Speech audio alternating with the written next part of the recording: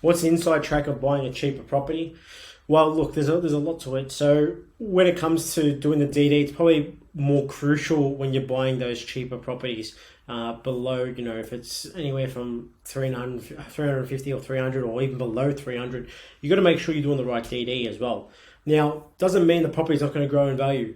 The misconception that everyone thinks, and we get it with clients as well, that they think, oh, I'm getting a cheap property at 350 or 300, it's not going to grow in value, and that's something that maybe that fits their budget, and that's why we're targeting that property. So I've purchased property anywhere as low as 245k. That property there that I purchased, I remember the first year grew 37%, the next year grew 20%. So that was back in 2021. Now that property is still growing tremendously well, and I've had properties I've purchased that's 400 or 450, and it grew 40% in the first year alone, and continue to grow. So when you're purchasing a cheap property, you're purchasing a cheap property because of your circumstances. I don't recommend that it's always that everyone should be buying cheap properties. Of course, there's it all depends on your situation. So the idea of what are some of the tricks or the things that you need to do? Your research. That's it. So when you're buying these lower end markets, you got to understand what you're getting yourself into. You got to make sure you're doing your due diligence. Like any market, of course, because you don't want to get into a market that's too heated or it's overheated, or it hasn't started its growth phase yet, or it's trending downwards, whatever it may be. So you got to understand what you're looking out for. Add up your costs of how much of a deposit you have. You need a 10% deposit plus probably another 5% on top of that. And that's gonna pay for your other costs, your stamp duty, maybe LMI fees if you're putting a 10% down. It's gonna pay for solicitor fees, your checks if you're getting a pest and building, a plumbing inspection, or electrical inspection, your insurance. Okay, and these are things that you got to take in consideration. If you're going to use a buyer's agent, of course you got to factor in that fee as well.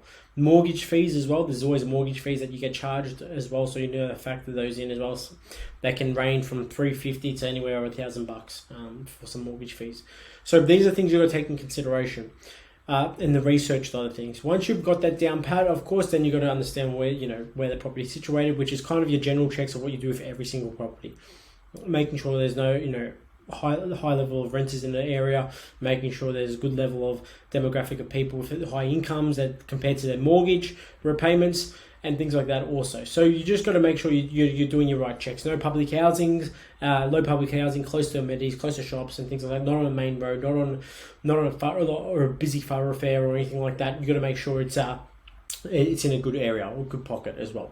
So pretty simple. There's no secret sauce that everyone's kind of Frank, what's a secret sauce?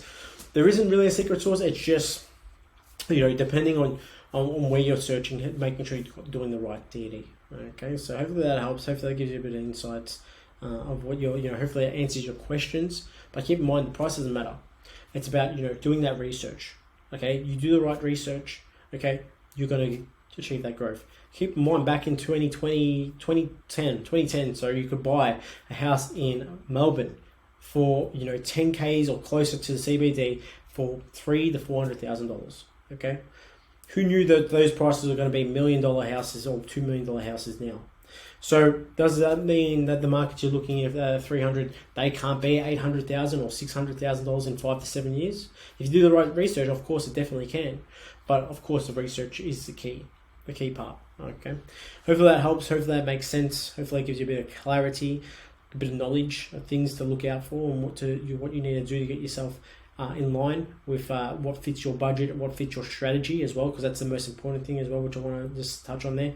Strategy, what fits with your strategy. Speak to your broker from your finance side of things. Make sure it's a strategic broker. Make sure he's telling you the right advice. Make sure that you're pointing you in the right direction as well, and you're talking about your goals, your vision, what you are wanting to achieve. Okay, without a goal and you don't have a vision, then of course you're just going to go out there and start buying any property at any price at any yield. Okay, it has to be a strategic thing. So I'll leave that with you. Hopefully you learn something new. Any questions, please, once again, reach out to us at the team at Fresh Start. More than happy to point you in the right direction, answer any concerns. Guys, we don't bite. I'm not going to charge you to have a chat. I'm not going to charge you to have a chat. Or if you want to have a conversation, please just pick up the phone. I'm more than happy to have a chat with you guys. Okay, I'm not going to try and sell you up or anything like that. If you know me well, or if you kind of know a bit about me, I'm not that sort of person anyway. So anyway, I'll leave it with you guys, and I will see you at the next poll.